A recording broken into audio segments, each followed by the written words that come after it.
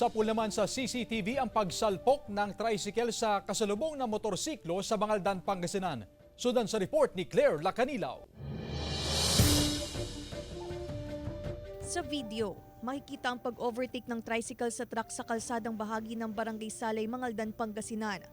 Pero nabitin siya sa pag-overtake at hindi na siya nakaiwas sa paparating na motorsiklo. Natumbang rider ng motorsiklo na nagtamo ng galos sa iba't ibang bahagi ng katawan.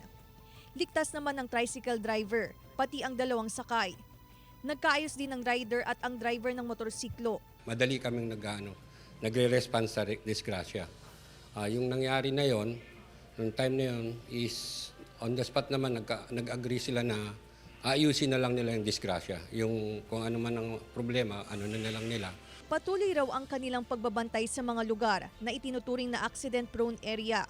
Tiniyak din ng Barangay Council ang agarang pagresponde sa anumang insidente sa lugar. Konting ingat lang lalo na sa gabi. Yun lang yun kasi dito sa Salay talagang prone area ito eh. Maraming disgrasya dito. Karamihan sa sa responde namin is ganun. Kasama si Ron Alister Taniedo, Claire Lacanilaw, 1 North Central Luzon.